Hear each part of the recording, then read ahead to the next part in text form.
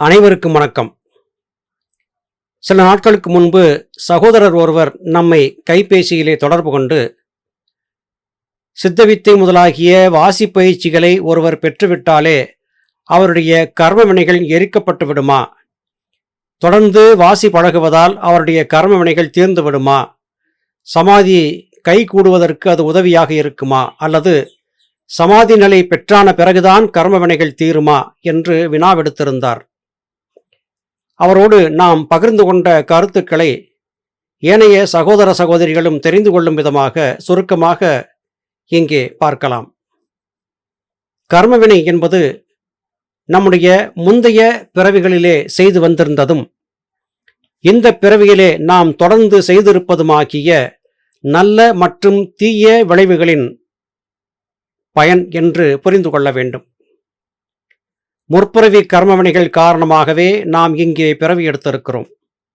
இப்பிறவியிலே எந்த காரணத்தை கொண்டும் எந்த ஒரு உயிருக்கும் தீம்பிழைத்து மேலும் கர்மவினைகளை பெருக்கிக் கொள்ளும்படியான யாதொரு காரியத்திலும் ஈடுபடக்கூடாது.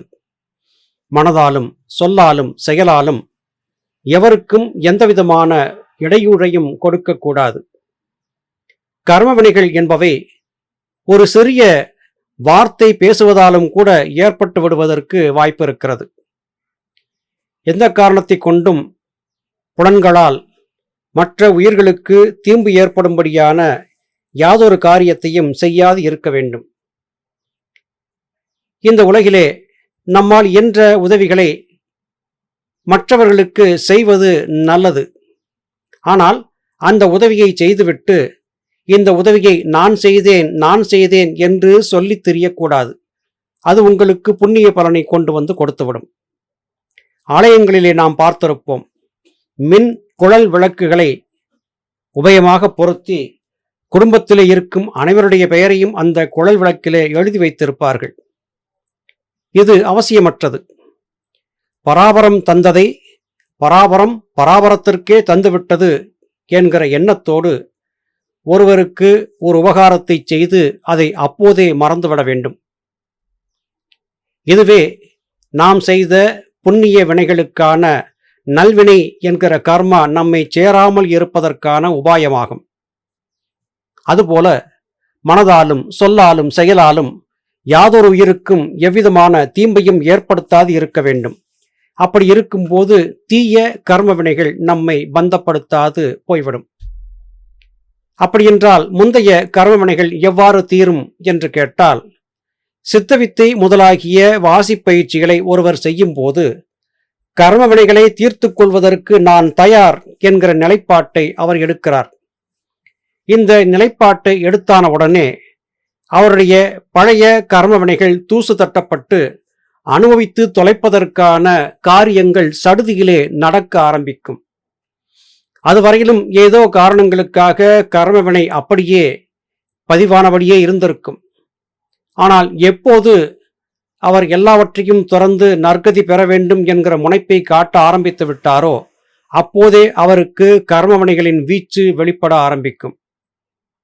சிலருக்கு சித்தவித்தை அல்லது ஏதாவது வாசியோக பயிற்சிகளை மேற்கொண்டான பிறகு ஆனந்தங்கள் அதிகரித்தபடியாகவே இருக்கும். சிலருக்கு நோய்கள் ஏற்படும். சிலருக்கு வேறு ஏதாவது வகையான தொந்தரவுகள் ஏற்படும். சிலருக்கு காயங்கள், அறுவை சிகிச்சைகளும் கூட நடைபெறும். வெகு சிலருக்கு புற்றுநோய் போன்ற பாதிப்புகளும் கூட ஏற்படச் செய்யும்.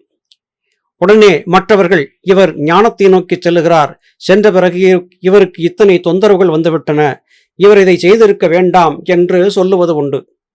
சில வேளைகளிலே சகோதர சகோதரிகளுக்கு இந்த எண்ணம் வந்துவிடுவதுண்டு. நாம் ஞானத்தை நோக்கி சென்றிருக்கிறோம், அப்படி இருக்கும்போது நமக்கு ஏன் இத்தனை துன்பங்கள் வருகின்றன என்று கேட்டு தெய்வ நிந்தனையான வார்த்தைகளை பேசுவதும் கூட உண்டு. நீங்கள் உங்கள் கர்மவினைகளை தொலைத்துக் கொள்ள முடிவு செய்து விட்டீர்கள். இந்த நிலையிலே உங்களுக்கு ஏற்படக்கூடிய எல்லா வகையான இன்ப துன்பங்களையும் சகித்து பொறுத்து அனுபவித்து தொலைத்துவிட வேண்டும் என்பதிலே உறுதியாக இருக்க வேண்டும். என்ன வேண்டுமானாலும் நடக்கலாம். உங்களுடைய பழைய கர்மவினை எப்படி இருந்தது என்பது எவருக்கும் தெரியாது. எனவே கர்மவினையை தீர்த்து கொள்வதற்கு வாசிப்பயிற்சியை பெற்றுவிட்டாலே போதும் என்று கருதியிருப்பது நிச்சயம் தவறான காரியமாகி போகும். கர்மவினைகளை தீர்த்து கொள்வதற்கு வந்த துன்பங்களை எல்லாம் சகித்து அனுபவித்து தொலைக்க வேண்டும். இதற்கு வேறு யாரையும் காரணமாக காட்டக்கூடாது. நம்முடைய துன்பத்தை தீர்த்து கொள்வதற்காக மற்றவர்களுக்கு துன்பத்தை கொடுத்துவிடக்கூடாது. நம்முடைய சுமையை, நம்முடைய கர்மவினையை நாம் தான் அனுபவித்து தொலைக்க வேண்டும் என்பதிலே உறுதியாக இருக்க வேண்டும். நடைமுறையிலே நாம் மக்களுடைய செயல்பாடுகளை பார்க்கிறோம். தன் குடும்பத்திற்கு நல்லது கிடைக்க வேண்டும் என்பதற்காக தங்கள் இஷ்ட தெய்வத்திற்கு அல்லது குலதெய்வத்திற்கு ஆடு, கோழி முதலியவற்றை பலி கொடுக்கக்கூடிய காரியங்களை செய்வதை பார்த்திருக்கிறோம். இது அவர்களுடைய கர்மவினையை மேலும் அதிகப்படுத்தக்கூடியதாகவே இருக்கும். அறியாமையின் காரணமாக இப்படிப்பட்ட தவறுகளை அவர்கள் செய்து கொண்டே இருக்கிறார்கள். இதை செய்யாவிட்டால் தங்கள் இஷ்ட தெய்வம் தங்களுக்கு துன்பத்தை கொடுத்துவிடும் என்று அவர்கள் கருதுகிறார்கள்.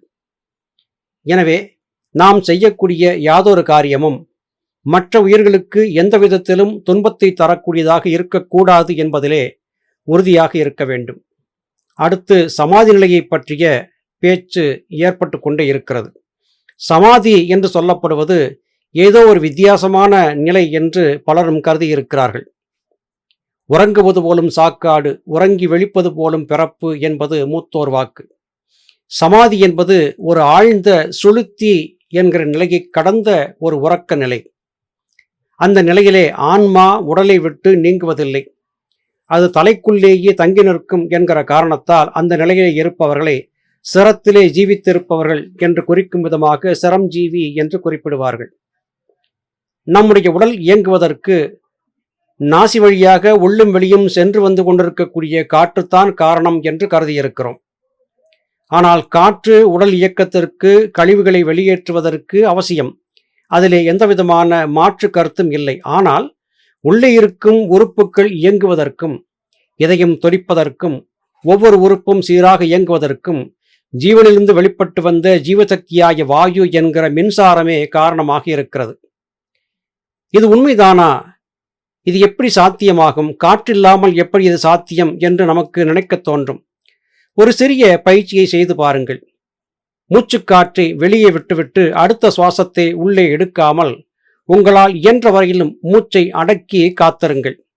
இப்போது உங்கள் கையிலே இருக்கக்கூடிய நாடியை பரீட்சை செய்து பாருங்கள். இதய துடிப்பு இருந்து கொண்டேதான் இருக்கும்.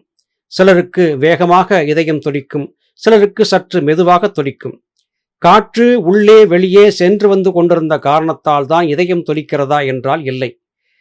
ஜீவசக்தியாகிய வாயு என்கிற மின்சாரம் உள்ளே இயங்குகிற காரணத்தால் தான் இதயம் முதலாகிய உறுப்புகள் இயங்குகின்றன என்பது நமக்கு புரிய வரும். இந்த இதய துடிப்பு உள்ளும் வெளியும் சென்று வந்து கொண்டிருக்கக்கூடிய காற்று உடலை தேவையான அளவிற்கு இட்டு நிரப்பும் வகையிலும் இயங்கிக் கொண்டே இருக்கும். ஒரு குறிப்பிட்ட காலகட்டம் போகும்போது உள்ளே இருந்து வெளியே வரக்கூடிய மின்சாரத்தின் தன்மை குறைந்து போய் மரணம் சம்பவிக்கும். இதை எப்படி புரிந்து கொள்ளலாம் என்றால், ஒரு தீபம் எரிய வேண்டும் என்றால் அதற்கு காற்று அவசியம். அதே காற்று வேகமாக அடிக்கும் போது அந்த தீபம் அணைந்து போய்விடும். எனவே காற்றுதான் சிருஷ்டி, ஸ்திதி, சம்ஹாரம், படைத்தல், காத்தல், அழித்தல் என்கிற 3 காரியங்களையும் செய்கிறது. நமக்குள்ளே இருக்கக்கூடிய ஜீவன் என்கிற நெருப்பு அணைந்து விடாமல் சுவாசம் என்பது அதை காப்பாற்றி வருகிறது. இந்த சுவாசம் ஒன்றோடு ஒன்று இணைந்து, அதாவது உள் சுவாசம் மற்றும் வெளிச்சுவாசம் ஆகிய இந்த இரண்டும் ஒன்றோடு ஒன்று இணைந்து உடல் இயக்கத்திற்கு காரணமாகின்றன. ஆனால் சமாதி என்கிற நிலை கைகூடும் போது இந்த ஜீவசக்தியாகிய வாயு என்கிற மின்சாரம் தன்னுடைய ஆற்றல் பெருகியிருந்த நிலையிலேயே ஜீவனிலே சென்று இரண்டர கலந்து அங்கேயே லயமாக்கி சுழன்று நின்றுவிடும். உடலுக்குள்ளே இருந்து ஜீவனும் ஜீவசக்தியாகிய வாயுவும் வெளியேறிவிட்டால் உடல் மரணத்தை சந்திக்கும். ஆனால் தலைக்குள்ளேயே உடலை விட்டு நீங்காது தங்கியிருந்தால் அந்த நிலையே சமாதி என்று ஆகும். இது பற்றி நிறைய வாத பிரதிவாதங்கள் நடந்து கொண்டிருக்கின்றன. காயகல்ப மருந்துகளை உட்கொண்டால் வாசியை திறந்து விடலாம், சமாதியை பெற்றுவிடலாம் என்றெல்லாம் சிலர் சொல்லி வருகிறார்கள்.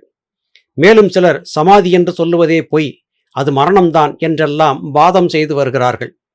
நாம் அவர்களுக்கு சொல்லக்கூடிய கூற்று இதுதான்: நீங்கள் சொல்லியது சரியாக இருந்தால் நீங்கள் உருவாக்கியிருந்த மருந்துகளை கொண்டு உங்கள் இளமையை மீட்டெடுத்து மற்றவர்களுக்கு முன்பு அதை நிரூபித்து காட்ட வேண்டும்.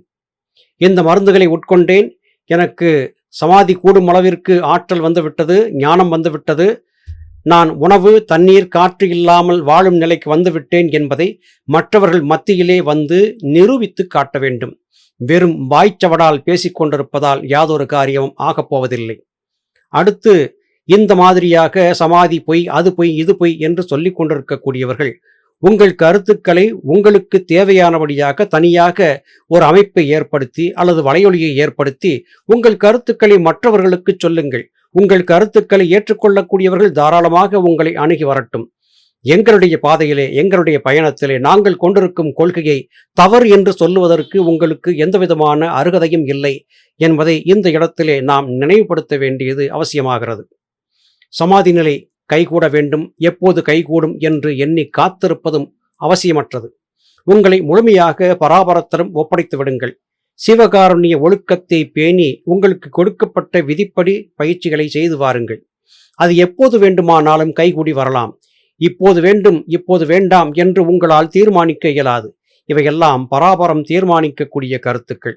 எனவே சமாதி நிலையை பற்றி பெரிதாக கவலை கொள்ளாமல் நல்லவர்களாக, தூய மனம் கொண்டவர்களாக, மற்றவர்களை எந்த வகையிலும் துன்புறுத்தாதவர்களாக, சகல உயிர்களையும் சமமாக பாவிக்கக்கூடிய சமநோக்கு பாவனை கொண்டவர்களாக இருந்து கொடுக்கப்பட்ட விதிப்படி வாசி முதலாகிய பயிற்சிகளை செய்து வாருங்கள். அதன் பயன் எப்போது உங்களுக்கு கிடைக்க வேண்டும் என்று இருக்கிறதோ அப்போது கிடைக்கும்.